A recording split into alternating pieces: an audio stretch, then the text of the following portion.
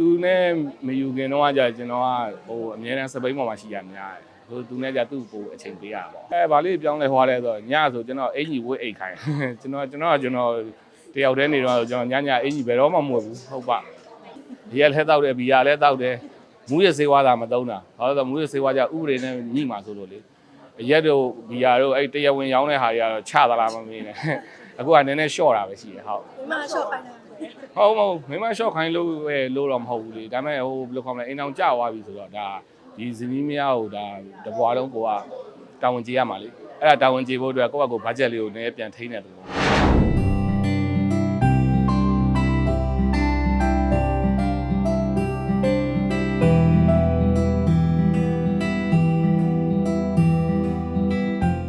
ရင်ကလည်းဟိုဖြစ်ပါတယ်ဒါပေမဲ့ကျွန်တော်ကရှင်းပြောရင်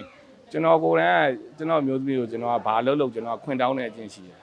ဒါပေမဲ့ခွင့်မတောင်းလဲသူကတော့ဟိုကျွန်တော်ကလုပ်လဲရတယ်သူကလည်းခွင့်ပြုမှာပဲဒါပေမဲ့ကျွန်တော်ခွင့်တောင်းတဲ့အချင်းရှိ respect ပေါ့ဟုတ်ညဆိုကျွန်တော်အင်ကြီးဝတ်အိတ်ခိုင်းကျွန်တော်တ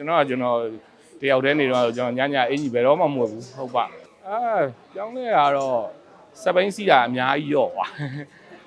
သူနဲ့မယူခင်တော့ကြာကျွန်တော်ကဟိုအများနဲ့စပိန်ပေါ်မှာရှိရများတယ်ဟိုသူနဲ့ကြာသူ့ကိုအချိန်ပေးရတာပေါ့ဟုတ်အစစရအားလုံးပေါ့နော်အတက်နိုင်ဆုံးအကောင့်ဘက်ကပဲပြန်မြင်ပေးရတာပေါ့ဟုတ်ဒီလိုပါပဲဘယ်လိုပဲဖြစ်ဖြစ်ဇနီးမယားရဲ့လို့ဖြစ်လာကြတဲ့အိမ်တော်ရသားကြီးကြာလာကြရဲဆိုတာဒါတကယ်ချစ်လို့ပဲ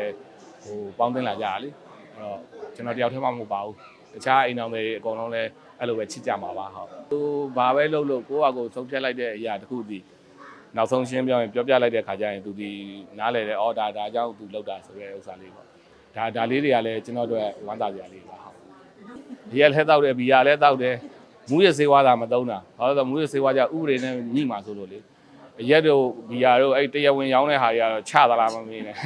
အခုကနည်းနည်းရှော့တာပဲရှိတယ်ဟုတ်မိမရှော့ခိုင်းတာဟုတ်မိမရှော့ခိုင်းလို့တော့မဟုတ်ဘူးလေဒါပေမဲ့ဟိုဘယ်လိုခေါ်မလဲအိမ်အောင်ကြွားပြီဆိုတော့ဒါဒီဇနီးမယားကိုဒါတပွားလုံးကိုက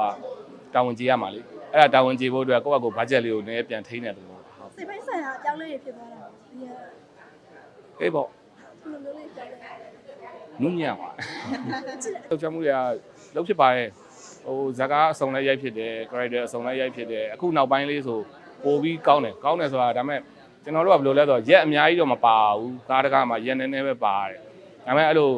ပြောင်းလဲတဲ့ဟာလေးရိုက်ခွင့်လေးရလာတာလေးကြုံလာပါတယ်ဒါခက်တာကျွန်တော်သိမအိုသေးဘူးဖြစ်နေပါလုံးဝလူကြီးပုံကြီးအိုွားကျင်တာကျွန်တော်လေဘာပြော